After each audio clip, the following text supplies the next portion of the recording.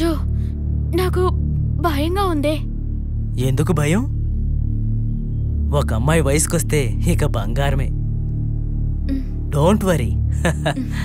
నూరా, room number 202 కొంచెం connect చేయాలి.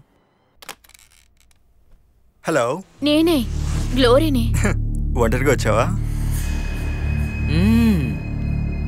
అవును, ఒంటరిగానే వచ్చాను. ఓకే డార్లింగ్, కమాన్.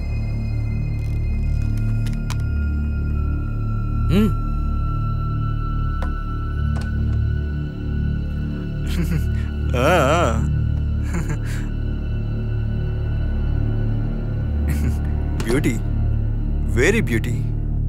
ఈ ఊరంతా నీ అందాన్ని చూడకుండా ఉండడానికి నాకు నీ అందం చూపించడానికి వచ్చావు కదా. ఓకే డార్లింగ్, కమాన్.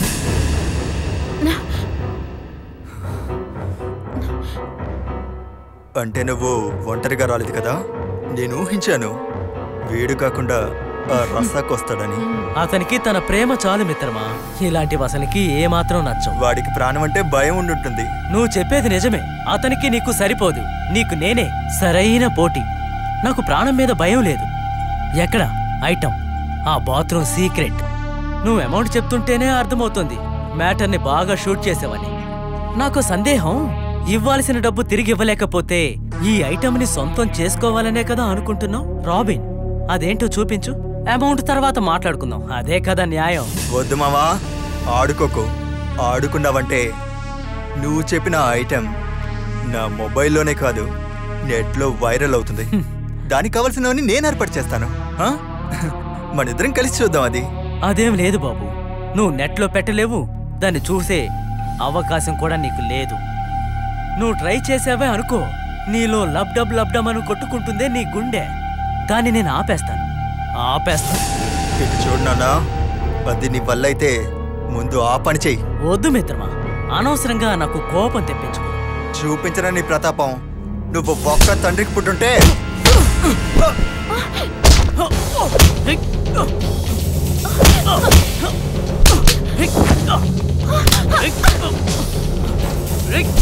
ఏంటిదంతా?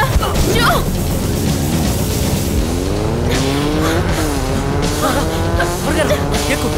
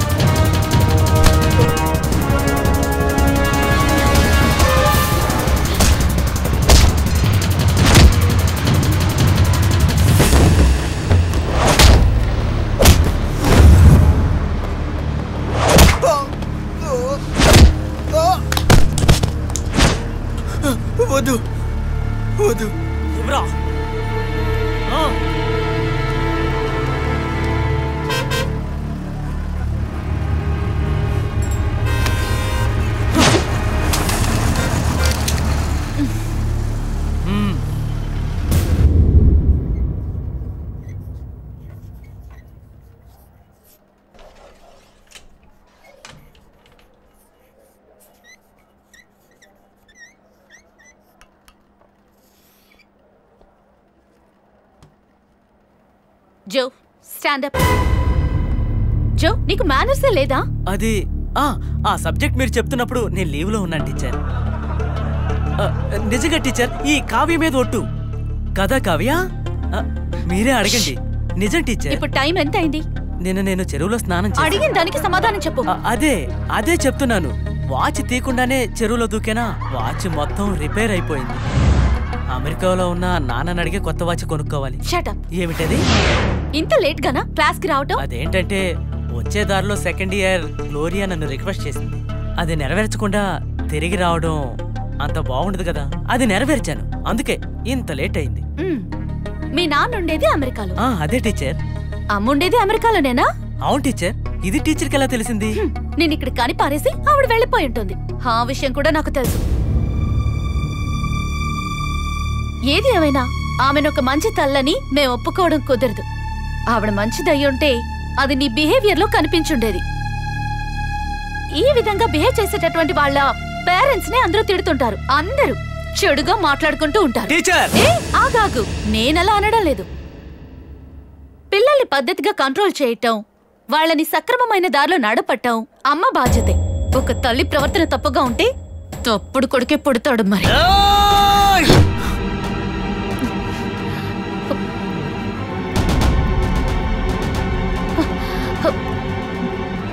అరే ఏమైంది? ఎందుకు అందరూ వెళ్ళిపోతున్నారు? అరే ఎక్కడికి వెళ్ళిపోతున్నారు?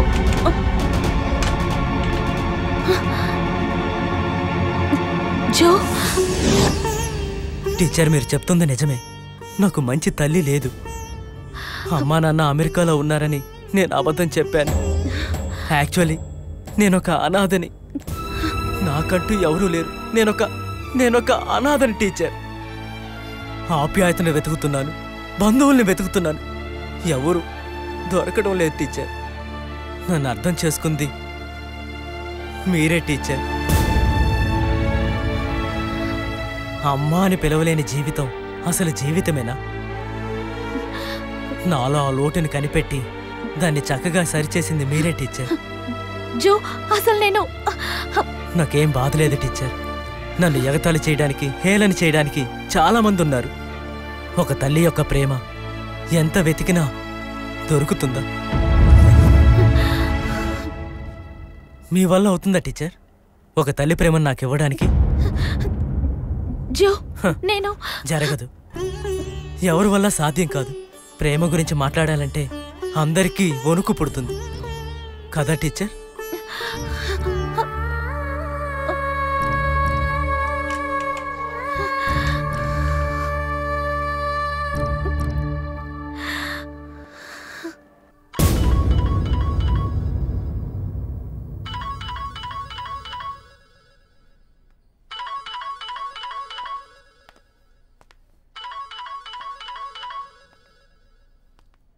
ఫోన్ ఎందుకు తీయు?